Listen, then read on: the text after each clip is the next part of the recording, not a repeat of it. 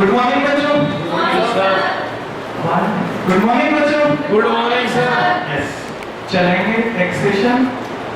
Sir CA intermediate में taxation एक ऐसे है जैसे सीए की जान है ना।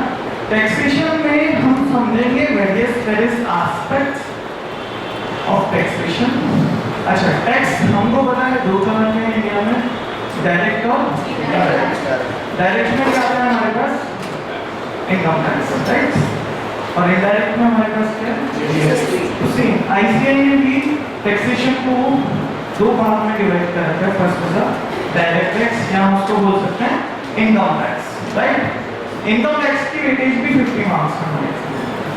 सेम जीएसटी की वेटेज भी 50 मार्क्स है।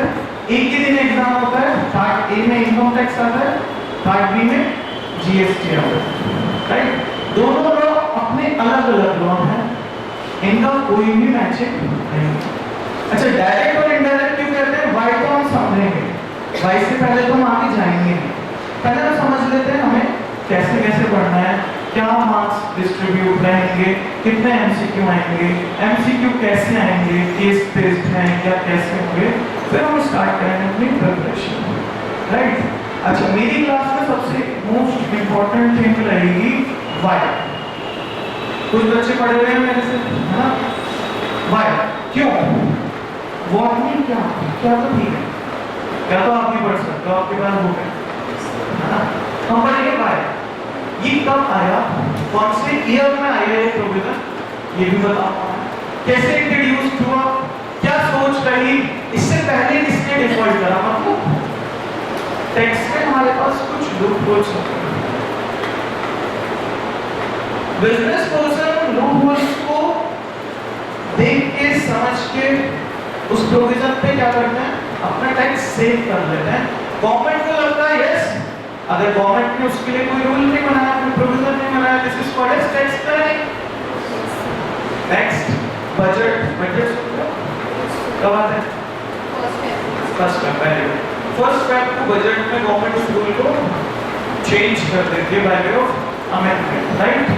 ओके, तो इनकम टैक्स एक्ट में मोर देन 60 to 70% अमेंडमेंट हुई ड्यू टू धीरूभाई अंबानी। नाम सुना होगा आपने, हाँ। मुकेश अंबानी के पिताजी थे धीरूभाई अंबानी। उन्होंने हर एक प्रोविजंस पे कह लीजिए एक अलग चार्टर्ड अकाउंटेंट को बिठा रखा था कि आपका स्पेशलाइजेशन बिजनेस की इनकम को कैलकुलेट करने में, तो ठीक है, आप क्या बताओ हमारी कंपनी के लिए लूपहोल्स निकालो। आप प्रॉपर्टी से रिलेटेड अच्छा टैक्सेशन जानते हो, ठीक है, आ जाओ शायद हमारी कंपनी में आ जाओ, लूपहोल्स निकालो। तो more than 60-70% income tax is amended by Dhirubhai Ambani, business person due to loopholes. Now सब चीज समझेंगे भाई क्यों ये अमेंडमेंट आई। टैक्सेशन जैसे कि मैंने बताया आपको, टू पार्ट्स में मेरे पास, फर्स्ट डायरेक्ट, सेकंड। देखो आपको एक चीज और बताता हूं, क्या हमारी क्लास जो रहती है 2 वे कॉम्युनिकेशन है, मैं भी रिस्पॉन्स चाहिए, राइट। कुछ ना समझ में तुरंत पूछ लो। रीजन में मैं एक चीज और क्लियर कर देता हूँ।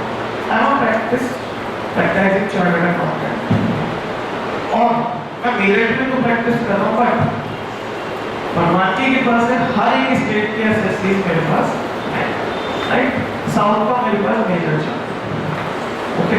हाँ, तो वो लोग कैसे सोचते हैं, आजकल सबसे ज्यादा जो क्लाइंट निकल रहे हैं the startup hub in Bangalore, right. Bangalore से बहुत सारा जॉब निकल रहा है, और मैं टैक्सेशन में प्रैक्टिस करता हूँ। मैं primary practice in taxation, right. GST auditing ठीक है, मेरी एक्सेलरी सर्विसेज हैं, but my entire practice in taxation. तो आपको हर एक प्रोविजन पे अपनी लाइफ से रिलेटेड इंसिडेंट बताऊंगा, जिससे आपके मन में वो प्रोविजन छप जाएगा, गलती नहीं करोगे। पढ़ेंगे और थोड़ा कोशिश करेंगे फाइनल लेवल का, से इंटरमीडिएट तो कवर ही हो जाएगा, राइट। नाउ डायरेक्ट टेक्स्ट कितने मार्क्स का है? 50 मार्क्स का। सेम इनडायरेक्ट टेक्स्ट कितने मार्क्स का है? ओके, आपको पैटर्न पता ही होगा इसके लेकर 30% क्या करता है। तो सर एग्जाम पेपर कैसे बनेगा? हाँ, पार्ट ए में आएगा आपको व्हाट? टेक्स्ट। पार्ट बी में what? Text. You can attempt part A first और part B, as case may be, जो भी आपको सही लगे आप अटेम्प्ट कर सकते हो। एक क्वेश्चन पेपर बनेगा डिस्क्रिप्टिव का, जो मैंने बताया part a and part b, section a या सेक्शन बी, कुछ भी बोल देते हैं वो, depending upon paper. Section a में क्या आएगा? Income tax. सेक्शन बी में क्या आएगा? ठीक है। एक अलग अनदर क्वेश्चन पेपर बनेगा which is called as MCQ, case scenarios. एक एमसीक्यू होता है, फॉर एक लाइन लिखी है, 4 ऑप्शन लिखे हैं, केबीसी या केबीसी नहीं बनाए। मैं एक लाइफ लॉन्ग एक केस स्टडी लेंगे जो एक सीए के लाइफ में कोई सिचुएशन आई होगी, क्योंकि बनाता कौन है? आपका एग्जाम्पल कौन है? ओके, तो सीए की लाइफ में जो डे टू डे एक्टिविटी में सिचुएशंस आती है वो फंस जाता है, उससे रिलेटेड एक केस स्टडी लेंगे आपको। उसमें 3 ऑप्शंस होंगे, मतलब 4 ऑप्शंस होंगे, 3 क्वेश्चंस होंगे। तो केबीसी जैसा कोई एमसीक्यू नहीं आने वाला, 2 लाइन दी और उसके नीचे 4 उसके आंसर, एक टिक मारो भर जाओ, नहीं मिलेगा। राइट, पूरी केस स्टडी लेंगे, उसमें 3 से 4 क्वेश्चन पूछेंगे। This is called case scenario. ICSE को क्या कहता है? Case scenario. ऐसे केस सिनेरियो 3 आने वाले हैं, दोनों लॉ से मिला के 10 मार्क्स। समझ में आ रही है बात? अरे यस या ठीक है। तो 30 मार्क्स के एमसीक्यू है, हो सकता है 20 के इधर से आ जाए, 10 के इधर से आ जाए, हो सकता है 15-15 हो। There is no ratio specified by ICAI regarding MCQ, and MCQ में प्योरली और नॉलेज इज टेस्टेड। जैसे फॉर एग्जांपल हम सेक्शंस की बात करें, this section is this, right, इसकी टैक्स एडजस्टमेंट इस तरह से, मेरे सब अकाउंट्स पढ़ते थे, क्या पढ़ते हो? तो हमें एडजस्टमेंट सिखाया जाता है कि आपने इन्वेंटरी शेयर पढ़ लिया होगा इस टू, है ना, कि हम इन्वेंटरी को वैल्यू करेंगे, रॉ मटेरियल को cost to analysis whichever is lower, it is an adjustment. You got my point? Yes, ऐसे हम टेक्स्ट में पढ़ेंगे कि अगर ये इवेंट हुआ तो हमें इस तरह से सोचना है, ये इवेंट हुआ तो इस तरह से सोचना पड़ेगा। ओके, तो एमसीक्यू में आपकी नॉलेज टेस्ट की जाएगी पैटर्न, और एक एमसीक्यू में आपसे 2 से 3 कॉन्सेप्ट पूछे जाएंगे आईसीएआई, जो आप थोड़ी पढ़ेंगे। तो ठीक है, 50-50 मार्क्स ईच है, पार्ट ए पार्ट बी में आएगा। एक एमसीक्यू पेपर होगा 30 मार्क्स का, तो ये 35 में आएगा। पार्ट ए 35 का और part b 35। Got my point? समझते हो ना 35 कैसे? 15 नंबर कहाँ गए? 15 मार्क्स में। ओके, ये 15-15 डिस्क्राइब किया, ये 35 फुल्ली डिस्क्राइब। ऐसा नहीं यहाँ से 50 का आ गया, उधर 20 का आ गया, 70 में से नहीं, इधर 35, इधर भी 35, इधर 15 नहीं, मे बी 20, मे बी 10, ऐसा भी इसमें। ठीक है, तो पेपर पैटर्न समझे कुछ? अच्छा, डिस्क्रिप्टिव के अंदर हमको 5 क्वेश्चन दिए जाएंगे टोटल, और 5 क्वेश्चन में से question number 1 is compulsory question, करना ही करना है। जस्ट लाइक क्रिकेट में बाउंसर आगे है ना, तो बाउंसर को मैं बोलता हूँ पहले अटैक मत करो, अगर चॉइस है क्या करो, डक करो, आगे निकल जाओ, पहले आराम से खेलो। अच्छा, 2 to 5 क्वेश्चन नंबर 2 till 5 एक क्वेश्चन छोड़ना पड़ता है, स्किप करना पड़ता है, समझ में आ रहा है? यस, तो ठीक है, एग्जाम का तो देखेंगे, एग्जाम के क्वेश्चन करेंगे, पास्ट ईयर क्वेश्चंस करेंगे 30 इयर्स के। मुझे आपसे क्या चाहिए? मुझे आपसे चाहिए और डेडिकेशन रिगार्डिंग दिस टैक्स मतलब कि टैक्स ना केवल तुम्हारे एग्जाम में, तुम्हारी आर्टिकलशिप, पता है सेम आर्टिकलशिप कितने साल की? 2 साल। Entire articleship period is dependent upon your what? Taxation and audit, right? Taxation जितना भी आप क्लियर कर लोगे, आप एक अच्छी फॉर्म में आर्टिकलशिप कर सकते हो। Depending upon you. Not even articleship. After qualification, taxation is an important aspect related to a CA. Right? समझ में आ रही है? Yes. तो आज स्टार्ट करेंगे आगे direct taxation, which is called GST. Okay, direct indirect क्यों कहते हैं? वैसे क्वेश्चन आता नहीं है एग्जाम में, समझ लो क्यों कहते हैं। टैक्स तो टैक्स है ही, okay, which is levied by government. अरे यस क्या? डायरेक्ट और इनडायरेक्ट अलग अलग क्यों कहा? एक ही बोल देते ना टैक्स, 20% टैक्स दो, जाओ घर पे सो लो, है ना? Why direct or indirect? What do you know direct or indirect? अब स्टार्ट हो गई why. ये why इम्पोर्टेंट है, why समझ गए, what तुम्हारा और what तुम्हारा एग्जाम में तुम लिख जा सकते हो, ठीक है? तो why पे बात करें, okay? Why direct or indirect? चलिए एग्जाम्पल से चलते हैं। आपने बहुत अच्छी तरह एक फॉर्मेट देख लो, प्रॉफिट एंड लॉस। कोई लिखेगा नहीं तो समझेंगे आज।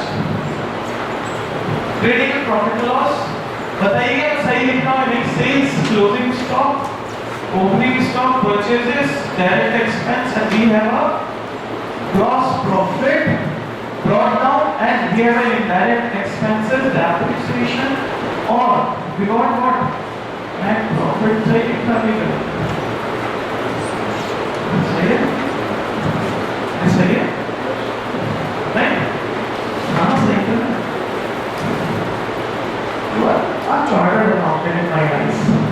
Balance sheet, trading plan, P&L आपके लिए बच्चा हो जाना चाहिए, 1 मिनट लगना चाहिए कराना। बैलेंस शीट टैली करना, it is not a big task to you in now intermediate stage, right? तुमने बैलेंस शीट का फॉर्मेट अगर टी बना दिया तो मैच होनी है बस, मुझे इतना पता है, ठीक है? ओके, नाउ ये ना नेट प्रॉफिट है या नहीं? ये नेट प्रॉफिट क्या बोलता है तुमसे? ये चीज के क्या कह रहा है तुमसे? बोलो, देखो बोलना तो पड़ेगा। मैं हमेशा एक ही चीज पे एम्फेसिस करूंगा, नहीं आता तो भी बोलूं। क्यों? कम्युनिकेशन डेवलप होता है। I am not disregard any profession, but MBA वाले ऐसे ही रहते हैं, कुछ नहीं आता फिर भी बोल रहे, पता है कैसे? उन्हें पता चलिए नॉलेजेबल पर्सन मीटिंग में बैठा है जिसको उस टॉपिक की नॉलेज है और मुझको नहीं है जरा एमबीए, तो पता है अपने कम्युनिकेशन में वो क्या ऐड करेंगे, देखो ऐसे है वैसे है, और जब कुछ बात आएगी ऑथेंटिसिटी की, हमारे बीच सीए एक्सपायर्ड उपस्थित है, सर आप हमें थोड़ा गाइड कीजिए, हमारी कंपनी में कितना टैक्स रेट लगेगा। अरे बात तू बता ना, अरे यस करो, कम्युनिकेशन इज इंपॉर्टेंट। बताइए इन नेट प्रॉफिट क्या चीज के कह रहा है उससे?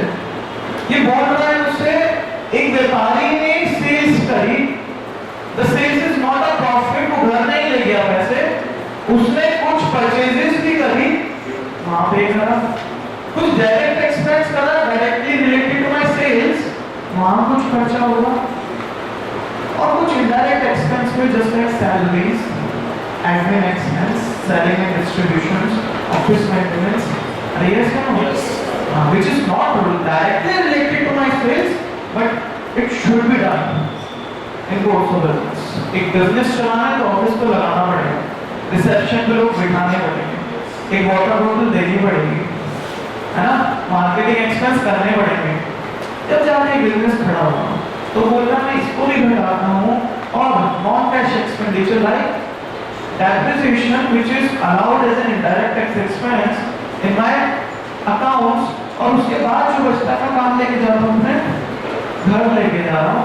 सपोज किसी व्यक्ति ने 1 CR की सेल करी और उसका डीम प्रॉफिट 7 लाख। मुझे बात बताओ कि वो 1 करोड़ अपने घर ले गया क्या? कितने ले गया? हाँ, कुछ परचेजेस में लिए, कुछ एक्सपेंसेस करे, कुछ सैलरी बांट दी, है ना? बचा हुआ वो कहाँ ले गया? जा ही रहा था, बीच में निर्मला ताई मिल गई घर के रास्ते में। अरे ताई तुम रास्ते में कैसे खड़ी हो? वो बोलती है 7 lakh is not related to you. अब मुझे तुम क्या दो? टैक्स दो, बिकॉज यू आर्न्ड।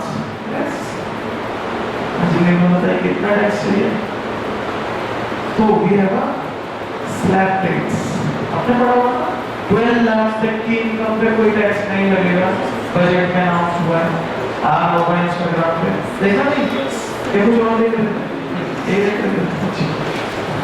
तो 12 लाख तक की इनकम पे निर्मला ताई का तो कितने कमाए? 7। और तुमने बजट में बोला था कितना है?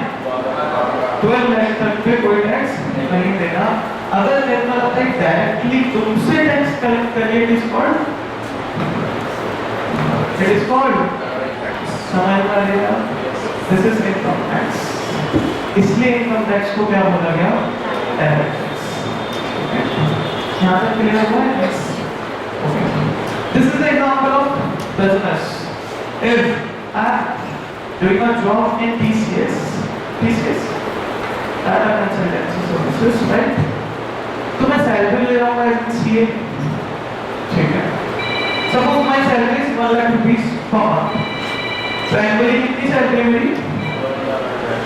हाँ, 12 लाख। तो मेरी सैलरी पे अगर निर्मला ताई डायरेक्टली टैक्स ले रही है, इसको direct tax, income tax, right? जो डायरेक्टली गवर्नमेंट में से कलेक्ट करने आ जाए, it is called direct tax, right? मैं सैलरी से कमा सकता हूँ, तो निर्मला ताई आ जाएगी, तू 1 लाख घर नहीं ले जा सकता, क्या देना पड़ेगा? बट मैं उससे क्या बोलूँगा? 12 लाख तक की छूट है हमको। यस या no? See another example is talking direct tax. पहले बताओ डायरेक्ट टैक्स क्लियर हुआ है? यस। मैंने कमाया, मैंने पे करा, डायरेक्ट। इनडायरेक्ट चले? ओके, चलते हैं। अब बिग लैपटॉप परचेस करने पे उसकी कॉस्ट थी 1 लाख रुपीस, ठीक है? ओके, मैं 1 लाख रुपए यूपीआई करूँ और लैपटॉप लेना, चलेगा? चलेगा नहीं? चलेगा, बट मुझसे क्या कहेगा? Sir this is the base price, we have an extra what? GST कितना %? अभी तो पता चला कि दाम बढ़ गए GST के 22 सितंबर 25 से हमारे पास क्या हो गए हैं? GST के दाम बढ़ गए हैं। मतलब कुछ परसेंटेज भी गवर्नमेंट ने उसे क्या कर दिया? कम कर दिया किन्हीं चीजों पे, और किन्हीं चीजों पे बढ़ा दिया। जैसे लाइक अ कार, बहुत चल रहा है आजकल इंस्टाग्राम, कार पे जीएसटी कम हो गई।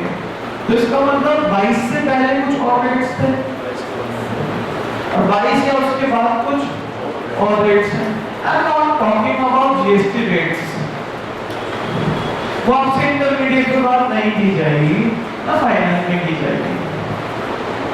आपको किसी भी प्रोडक्ट के, किसी भी सर्विस के रेट्स याद नहीं करते, राइट? और तो क्वेश्चन में मेंशन होगा। सपोज एक्चुअल में भी लैपटॉप में जीएसटी रेट बता दीजिए, 80%, right? What is the GST?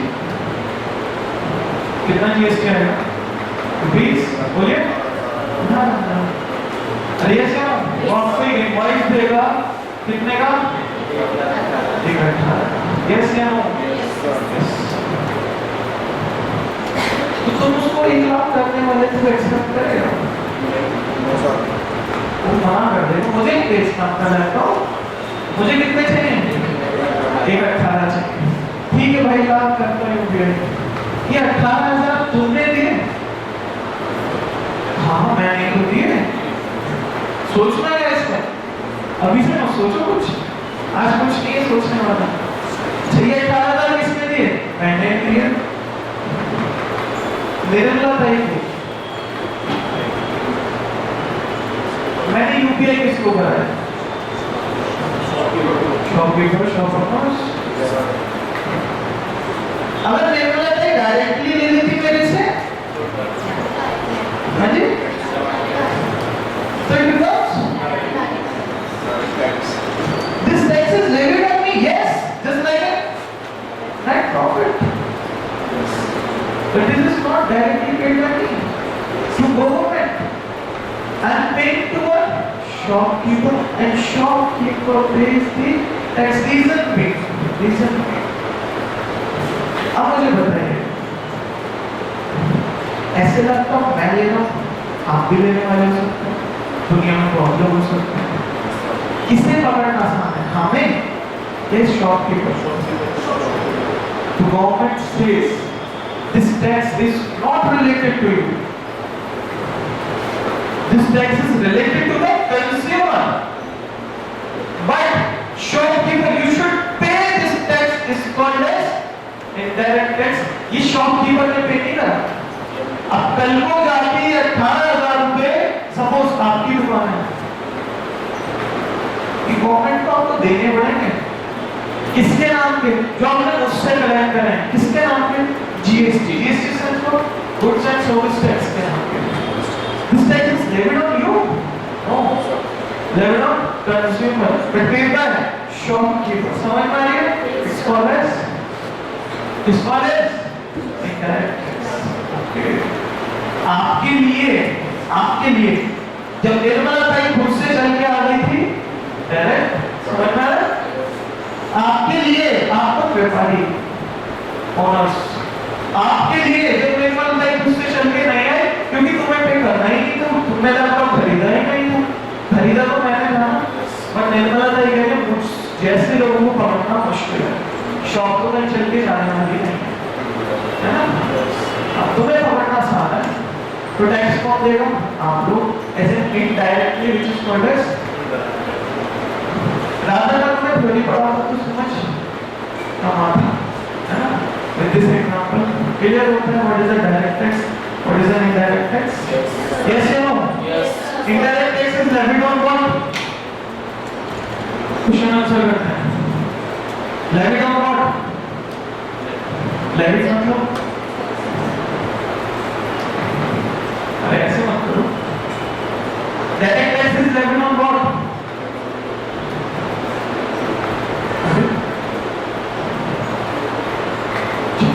Sir पहले क्लास में आज थोड़ा मत नहीं करता बताने का, कोई बात नहीं। Direct tax is levied on what? Directly on what? Person earns the income not sales. Sales tax, just like a GST is levied on consumer, but collected from shopkeeper. अभी इनकी टेक्निकल लैंग्वेज और सकते हैं, shopkeeper नहीं बोल सकते, है ना? जीएसटी में शॉपकीपर का मतलब कुछ और रजिस्टर्ड पर्सन, देखेंगे कहाँ लिखता है, क्यों लिखता है, वाई पे काम करता है। पहले समझो, इतना मतलब क्लियर हुआ है नहीं, यहाँ से कोई क्वेश्चन नहीं आने वाला, but this is the basic foundation. Yes or no? Yes. Okay. GST कब आया? GST स्टार्ट करें। GST कब आया क्या? देखो आपको पता ही होना चाहिए ना, आप कुछ गुरुवार डालिए 1 जुलाई 2000। इंडिया में जीएसटी आया 1 जुलाई 2000। आज का तारीख है 6 हाँ बोलो ना, 6/10/25। देखो सारा बिल ओके। कितने साल हुए जीएसटी पर? लगभग 8 साल। 8 साल होने के बाद भी लॉ एस्टैब्लिश हुए। आपने देखा अमेंडमेंट आई जीएसटी। रीजन भी इतना बड़ा देश और एक न्यू टैक्सेशन सिस्टम जैसे लाइक जीएसटी को इंप्लीमेंट करना इंडिया में it is a very challenging task. Government आज भी स्टेज वाइज इंप्लीमेंटेशन कर रही है, पूरी तरह जीएसटी इंप्लीमेंट नहीं है इंडिया में, समझना है। इस 2017 जब जीएसटी लागू हुआ, एक न्यू टैक्स बिल्कुल रिफॉर्म हो रहा है डायरेक्ट टैक्स में, तो इससे पहले तो चलता होगा, चलता होगा, हाँ चलता होगा सर, क्या कर रहे हो? मतलब आप बोल रहे हो कि एक साल 2017 से लगेगा जीएसटी, तो उससे पहले कोई टैक्स नहीं था लैपटॉप खरीदने में, था तो कौन सा था? समझ आ रही है? मेडिसिन को वैल्यू टैक्स थोड़ा बताएंगे। मुआवजा देने होता है कि वैट वगैरह कुछ, हाँ 380 वैट बोल देते हैं, but technical language is called as VAT stands for what? Value added tax, हाँ ओके। जैसे जीएसटी को अलग अलग बोलते हैं, इसी से भी अलग अलग बोलते हैं, थोड़ा प्रोफेशनलिज्म लगता है। Value added tax, okay value added tax मतलब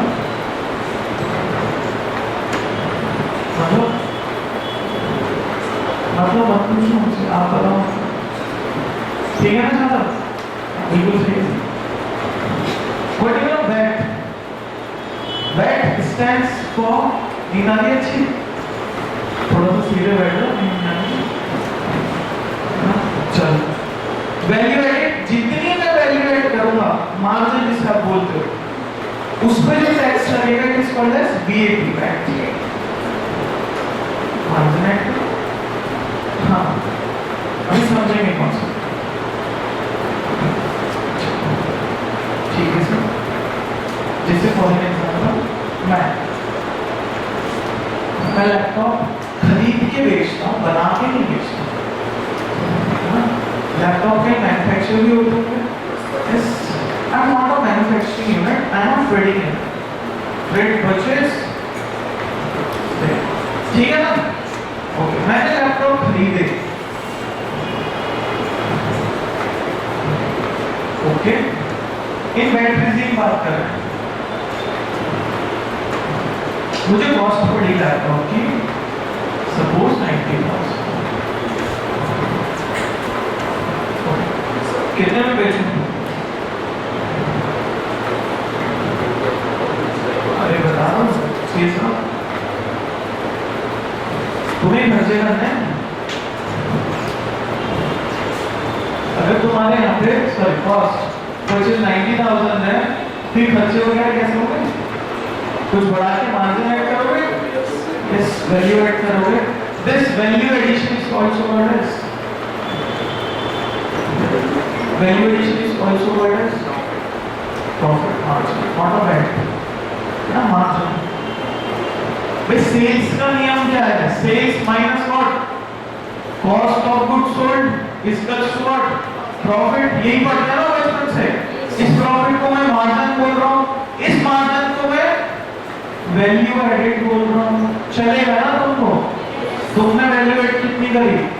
जितने तुमने कॉस्ट करी थी उसमें वैल्यू एड करी, वो क्या बोल रहे? Selling price. कैसे है? You added the value of rupees 10,000. This is called as value added.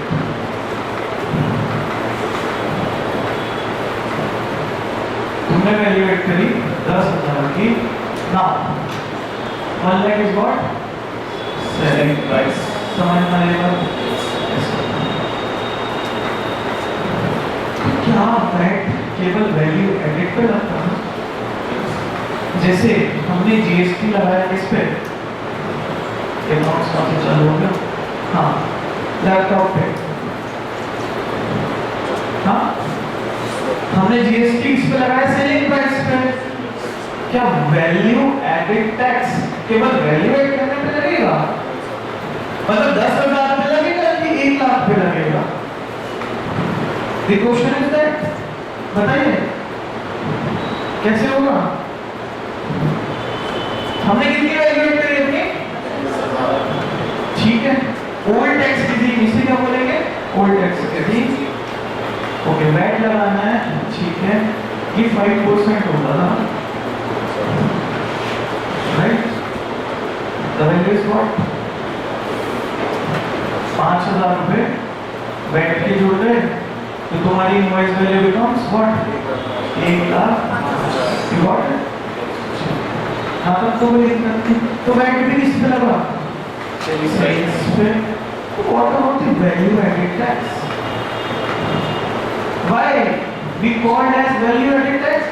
Reasoning that is also levied on selling price, just like a GST.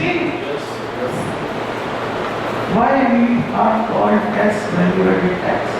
अगर ये value added tax है, तो किस पे टैक्स लगना चाहिए था? Value addition पे, which is 10,000. और कितना टैक्स आना चाहिए था? 500 रुपए। Yes, क्या?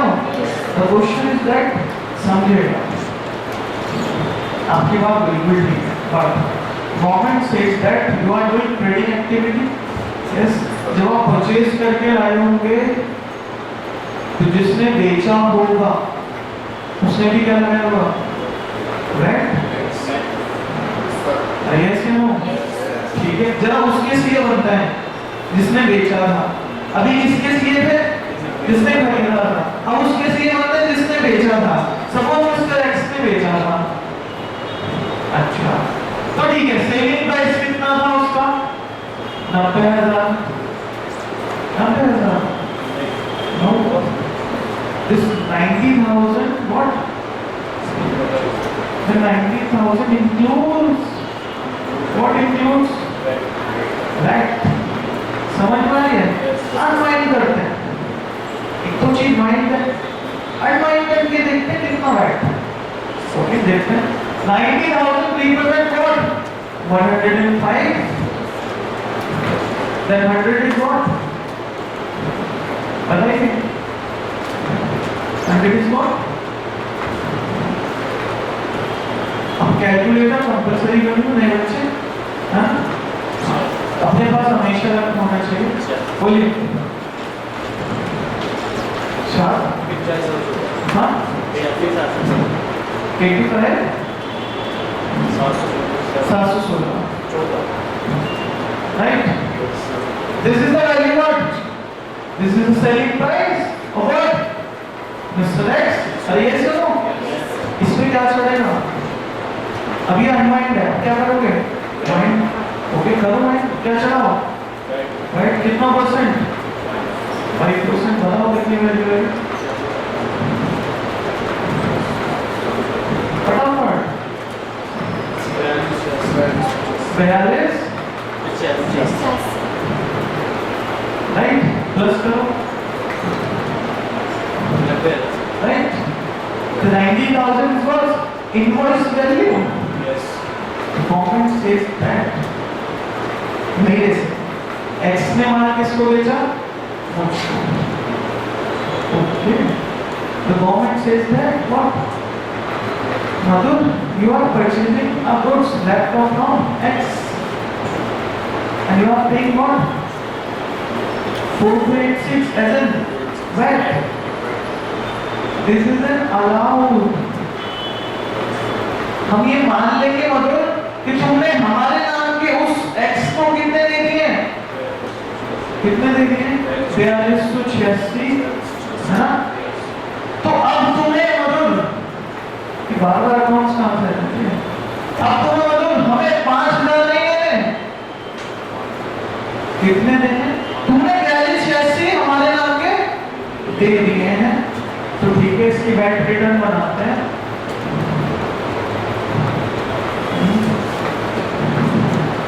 Outward tax liability, which is कितना? 5,000. This is my liability to pay to government. Indirectly मेरे को बजट डाला, yes, 5,000. और government says what? Government says कि आपके आए हुए हैं हमारे पे कितने आए हुए हैं, माइनस कर लीजिए, बैलेंस आप हमें पे कर दीजिए। कितना है, ये आप हमें वया पेटीएम पे कर दीजिए, ये कोई चालान है, ठीक है। यस ना, तो मुझे कितने पे करने पड़े, एक्चुअली कितने पे करने पड़े, 714 निर्मला ताई को, और अपने वेंडर को कितने, 4286, समझ में आ रहा, मुझे क्रेडिट मिल गया। तो ठीक है, अगर आप एक बात देखिए, अगर आप एक बात देखिए, हमने यहाँ पे एक चीज इंक्लूड करी है which is 90,000, this is not 90,000, our cost is not a 90,000, जानबूझ के कराया है, our cost is what, our cost is what, ये तो मुझे क्या मिल गया, क्रेडिट मिल गया, या नहीं, रिबेट मिल गई टैक्स में, this is not my part of cost. अगर गवर्नमेंट कह रही थी कोई रिबेट नहीं है, this become part of cost, समझ में आ रहा है, तब मेरी कॉस्ट कितनी हो जाती है, सर आपकी कॉस्ट 90 नहीं है, तो आपकी कॉस्ट क्या है, सर इसको करेक्ट करो, अब आपकी कॉस्ट क्या है, बोलिए, एक पर है,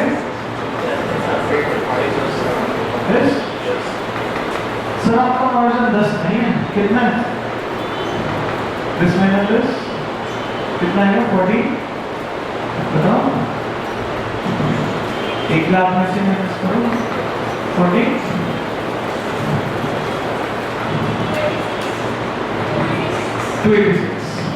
सर आपका मार्जिन कितना है, 14,000, हमारे वहाँ 1 लाख का, हाँ, अरे बेटा 14 मेरे को नहीं, सैलरी भी देनी पड़ती है, मेरा राइट भी है, ठीक है, हमें बता रहा हूँ कितने हमारे सर, अच्छा चलो, द वैल्यू एडिशन इज,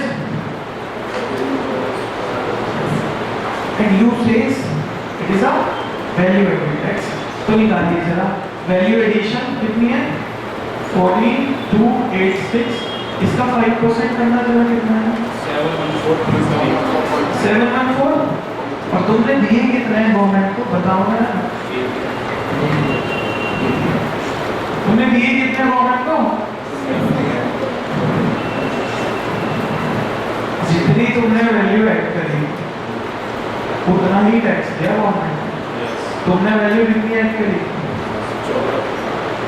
14,286, हाँ यही ना, तो गवर्नमेंट कह रही है इसका कितना दे दो मेरे को, इट कॉल्स VAT, समझ में आ रहा है, यहाँ तक कोई दिक्कत, ये कोई एग्जाम में लिखना नहीं है राइट के बारे में, बट पढ़ाना मेरी ड्यूटी है। अभी जीएसटी में हम 2-3 क्लास तक नहीं जाएंगे, पहले हम अर्लियर टैक्स रिजीम देखेंगे, दिस इज आवर चैप्टर 1, ठीक है, why we introduce GST in India, जब तक ये क्लियर नहीं होगा जीएसटी की क्लास स्टार्ट नहीं होगी, राइट, चैप्टर है आपका ये चैप्टर, ओके, ठीक है, कोई दिक्कत परेशानी लगी तुम्हें,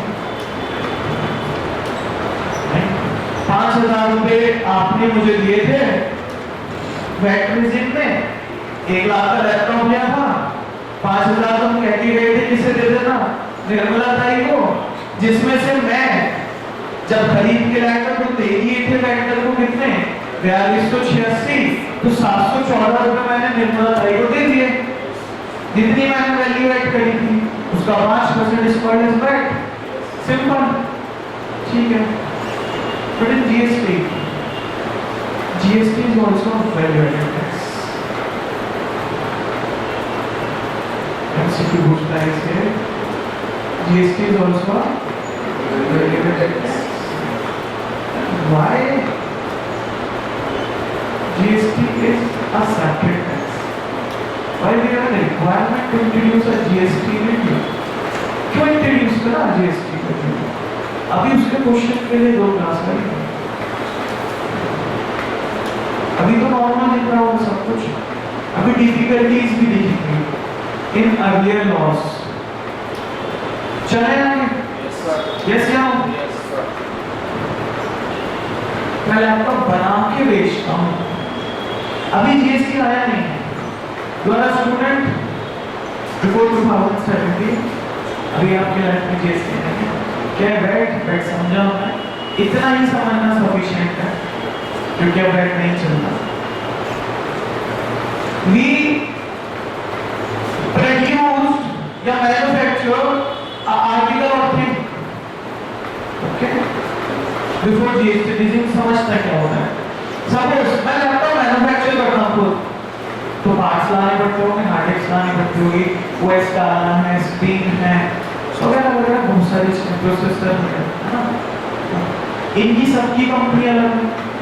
प्रोसेसर को इंटेल देख लिया है ना, विंडोज माइक्रोसॉफ्ट का पार्ट है, सबसे मिला के एक लैपटॉप बना रहा है, बना रहा है या नहीं? Yes sir, yes sir.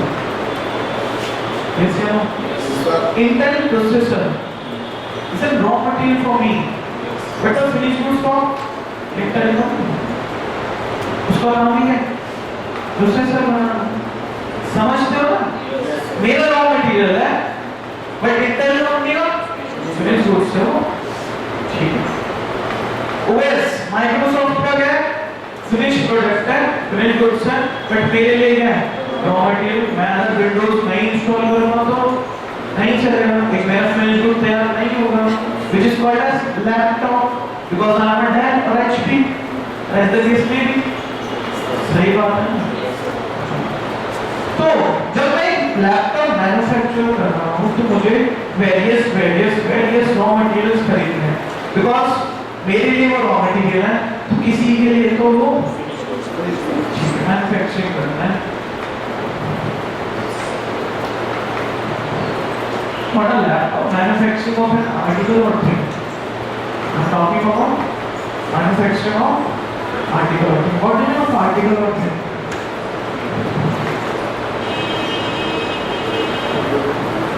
This is an article or thing. We have a Supreme Court judgment regarding article or thing. Supreme Court says that article or thing is a product which can be touchable.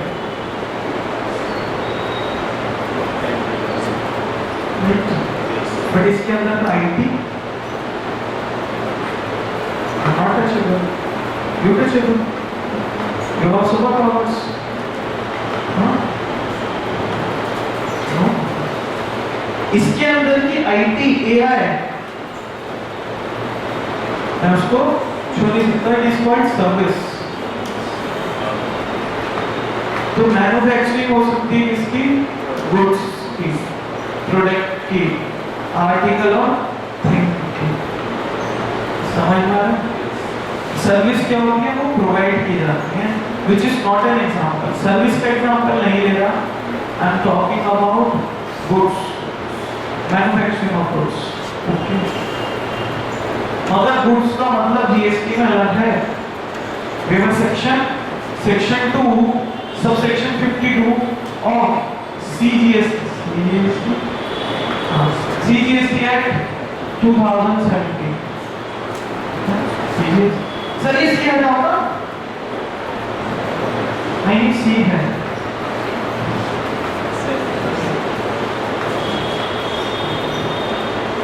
समझेंगे धीरे धीरे समझें, first class है, आज ही थोड़ी ना GST के expert बनना होगा। तो मैं भी नहीं हूँ अभी तक, मैं भी लर्नर हूँ, ठीक है। Section 2 subsection 52 talking about what is no goods, ठीक है। जीएसटी जब पढ़ेंगे जब देखेंगे सर, अभी हमारा दिमाग मत खराब करो। What is goods? Goods an article of thing which can be touchable, ठीक है। तो manufacturing of goods in earlier tax regime, it is not in your course, बस समझना जरूरी है। Why GST introduced in India? उसमें 5 पॉइंट दे रखे हैं, आज ही करा के बाहर भेज सकते हो, मुझे कोई दिक्कत नहीं। But we have a student, transition student, मैंने फेस देखा है बैठ का भी, मैंने फेस देखा है एक्सरसाइज कभी, मैंने वर्क करा है, मे बी रीजन भी जब मैं आर्टिकलशिप में था तो मैं ट्रांजिशन में था, हमारे समय में ही क्या आया था,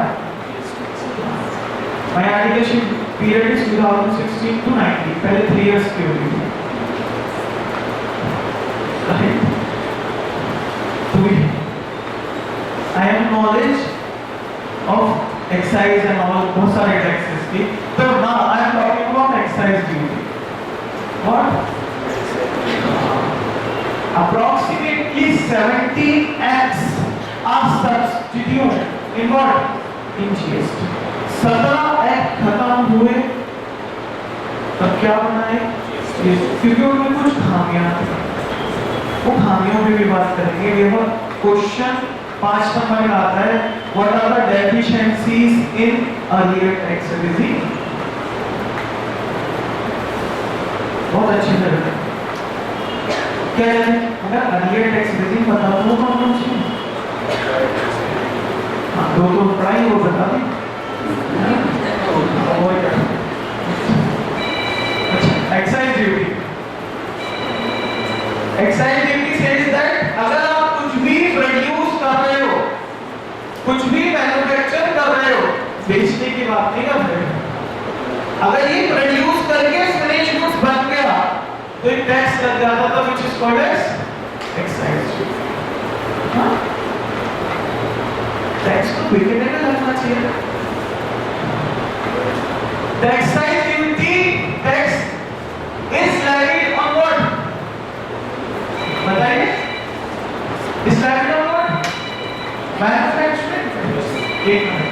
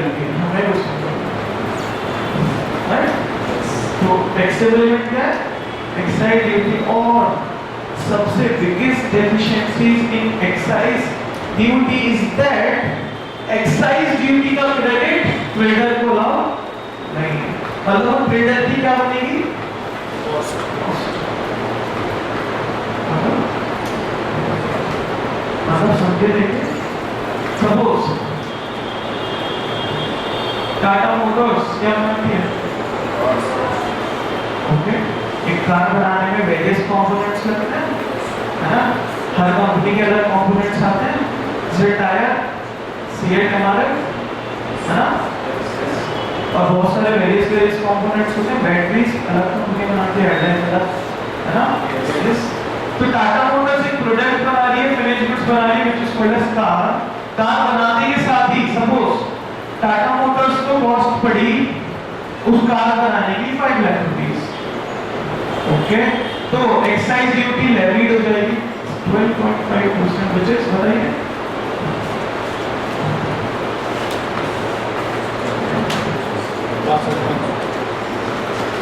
62,500. The final amount is 562,500, right? Okay. अब ये बनने पे टैक्स लग गया, मतलब कॉस्ट पे टैक्स लग गया, which is called as excise duty, cost पे। ठीक, जब आप देखिएगी इसको शोरूम ओनर्स को, शोरूम चाहिए तो ये टैक्स लग जाता था, बिकने पे टैक्स जो तुम बता रहे थे, सेल्स पे टैक्स, इसको इसका टैक्सेबल एलिमेंट क्या है? सेल्स। टाटा मोटर्स ने भी ची मेरे को दी थी शोरूम ओनर्स, वैट लग गया कितना percent? 5%। Levied on what? Levied on what? VAT is levied on what? नहीं, आपको बताया ना, VAT is levied on what? Sales. हाँ, this is not selling price. मेरा तो अपना कॉस्टिंग और जोड़ा टाटा मोटर बंद थोड़ी ना करती है, मार्जिन बराबर मार्जिन, हाँ जोड़ो ना, ठीक है, प्लस मार्जिन। सपोज मार्जिन जोड़ के इसकी वैल्यू आती है आफ्टर मार्जिन 9 लाख रुपीस, चलेगा? अभी सेल्स वैल्यू पे क्या लगेगा? वैट लग जाएगा कितना? 5%, which is 35%। कुछ गड़बड़ नहीं लगी बस ये स्टूडेंट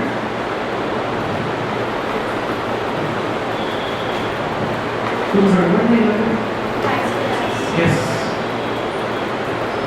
इस टैक्स कंपोनेंट में भी क्या किया?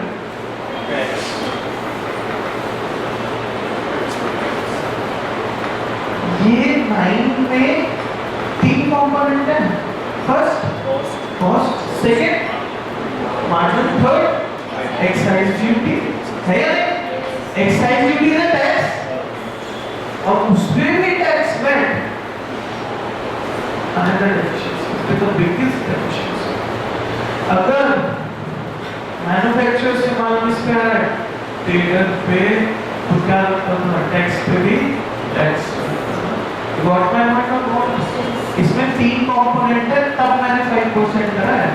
First of all cost, second markup, margin, and third excise duty. Excise duty sir इतना टैक्स पे भी टैक्स, टैक्स ऑन टैक्स, तो प्रोडक्ट की वैल्यू तो जंप करेगी ना। तो एक डेफिशिएंसी पता चली, टैक्स ऑन टैक्स। समझ में आ रहा है? तो एक्साइज ड्यूटी किस पे लगता है? Manufacturing, right? ठीक है, तो क्या जीएसटी आने के बाद ये सारी डेफिशिएंसीज खत्म हो जाएंगी? हाँ, हो जाएंगी, ये सारी डेफिशिएंसीज खत्म हो जाएंगी। यहाँ तक कुछ प्रॉब्लम है या नहीं? कुछ नो? अच्छा, यस प्लीज। सर जैसे प्रॉफिट मार्जिन, जो मार्जिन को हमने पैट लगाया, यस सर उसमें हमारा फिर बाद में ग्रॉस प्रॉफिट बनेगा, लाइक नेट प्रॉफिट आएगा लास्ट में, फिर हम उस पर डायरेक्ट टैक्स देंगे। डायरेक्ट टैक्स, वो भी टैक्स पे टैक्स, वो भी टैक्स पे tax. She is talking about this margin money is called as net profit, gross profit minus indirect expense. Yes, उस पे भी टैक्स बोला आपने, which is income tax, right? It is also tax on tax. ठीक है, और कोई पूछना है कुछ? I am talking about deficiencies in indirect tax only, ठीक है ना? In earlier tax में पूछना है कुछ? आज की क्लास में कर रखेंगे, राइट? एकदम नहीं करेंगे सब कुछ, बहुत कुछ है पढ़ने के लिए, बहुत कुछ है, और ऐसा कर लेंगे कि टिप्स पे हो जाएगा, बट आपको मेरा साथ देना पड़ेगा। कैसे? जितना पढ़ा है उसको रिवाइज करो, अगर कोई क्वेश्चन नहीं है उसको सॉल्व करके लाओ, इलस्ट्रेशन जो क्वेश्चंस कराए हैं क्लास में उसको दोबारा से सॉल्व करो, मल्टीपल टाइम रिवाइज करो कॉन्सेप्ट्स को। जैसे आज 2 डेफिशिएंसीज पे बात है, क्या? एक्साइज का क्रेडिट ट्रेडर को है, फर्स्ट डेफिशिएंसी। दूसरी डेफिशिएंसी टैक्स पे भी ऐसी 6 निकल गई है, राइट? चलो आपको क्या कैरी करना है? एक तो मॉड्यूल आईसीआई का which is purely dependent on ICI module every class starting from foundation till final। मैं एक ही मॉड्यूल से पढ़ाता हूँ ICI। अगर मैंने अपना भी कोई बना रखा है तो उसका भी कंटेंट सारा का सारा ICI करता है, मैं कुछ भी ऐड और लेस नहीं करता। रीजन बीइंग ICI जो भी क्वेश्चंस एग्जाम में पूछेगा कहाँ से निकालेगा? किसी ऑथर की बुक से नहीं निकालेगा, राइट? तो आपको अपना मॉड्यूल लाना है, फर्स्ट रिक्वायरमेंट। सेकेंड रिक्वायरमेंट एक नोटबुक रखनी है क्वेश्चन सॉल्व करने के लिए, और थर्ड मैंडेटरी कैलकुलेटर आपके पास होना ही होना चाहिए, राइट? ऐसा कैलकुलेटर रखना थोड़ा अच्छा सा जो एग्जाम में भी वो यूज करो, क्योंकि आप उस पे ग्रिप बना सकते हो अभी, है ना? चेंज नहीं करना एग्जाम में, ठीक है? विद दिस नोट आज की क्लास यहीं